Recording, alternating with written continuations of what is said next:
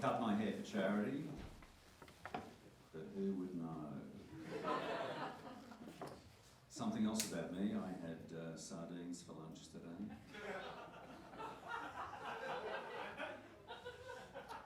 Out of a can.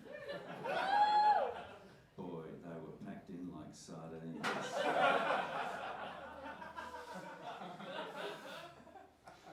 I've been doing comedy for several years now, and you know, to this day, before just about every gig, I get this really anxious feeling that I'd rather be somewhere else, preferably a bigger venue.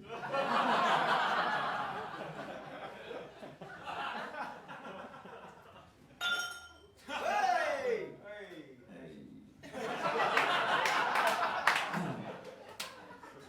Actually, I did do a few spots many, many years ago. Audiences were very different back then. They were very aggressive, at least they were to me. And I thought, stuff this, I don't hate myself enough to put up with this abuse. Anyway, time passed, the years went by, and I thought, hey, I do hate myself enough.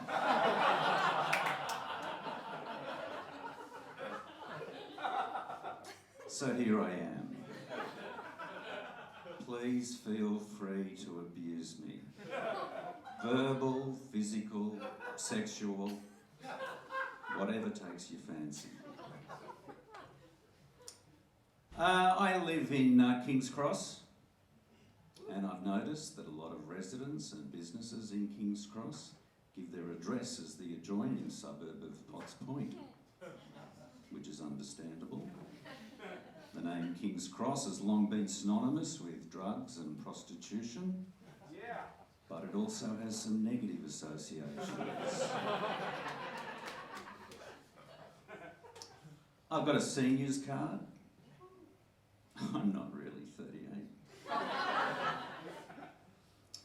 So, during the great toilet paper drought of 2020, I could go to my local Woolies at 7 a.m, when it was only open to seniors. And that was great, because it meant us seniors got to see the empty shelves before all the other shoppers did.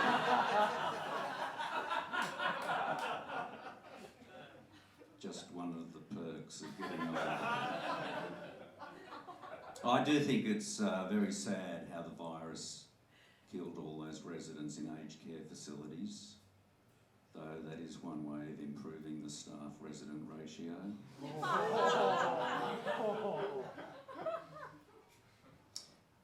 Too soon. An expression that bugs me is, it's the least I could do. Well, not so much the expression, but the way people use it. You know, someone does you a favour, you thank them, they say, it's the least I could do. No, it isn't. The least they could do is nothing. An example of how I think that expression should be used. Suppose I'm at the beach and say there's a swimmer drowning. Well, someone might come up to me and say, hey mate, that person was screaming for help and you just sat there. So I'd say, don't mention it. It's the least I could do. Someone asked me recently if I knew what the population of America is. I said, yes, I do actually. The population of America is pretty stupid. You know, Australia is home to people from so many different countries. It's true, our society really is one of the world's most multi-racist. We can hate people from just about anywhere. I, for one, do not have a problem with Muslim women in Australia wearing their traditional clothing.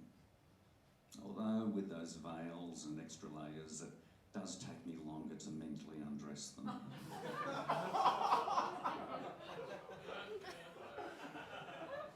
My sister's going out with this Greek guy, which puts me in mind of that old saying, some are born Greek, some achieve Greekness, and some have Greekness thrust upon them.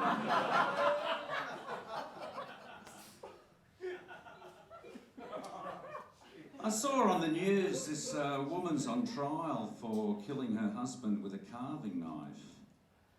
Her lawyer's arguing that she didn't mean to kill him. She just wanted to see if it's true that the way to a man's heart is through his stomach.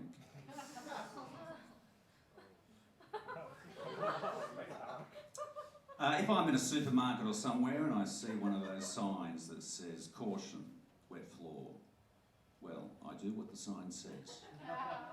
And I caution the wet floor.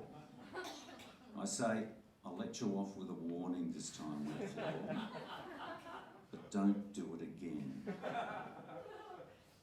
I like to travel. There, I've said it. I'm not into gardening. I know fuck all about flowers. For years I thought a bougainvillea was a home for Westies. I often have suicidal thoughts, but don't worry, I'm okay. All those thoughts are about other people committing suicide.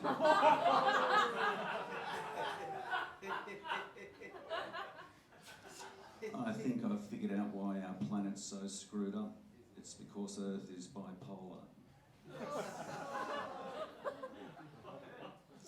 I don't like euphemisms, you know, expressions like making love. Why can't people just call it what it is? Rumpy pumpy. I don't like a movie with a sad ending, and I also don't like a massage with a sad ending.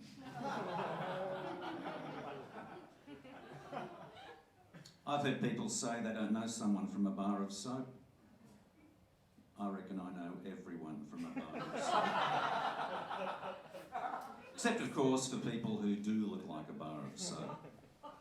But I'm yet to meet anyone who does. Though maybe I have. And I just assumed they were a bar of soap.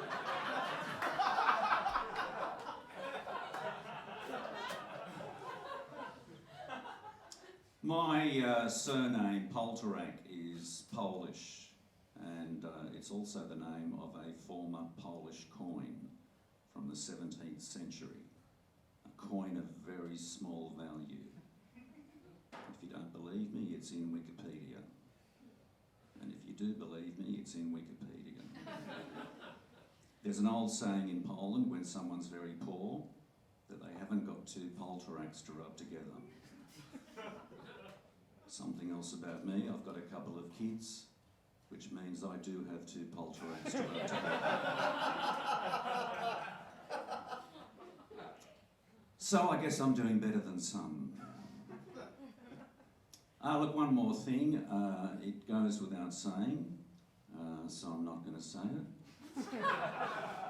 But I will say, I think you people have really been an audience. Thank you, and goodbye, Signup.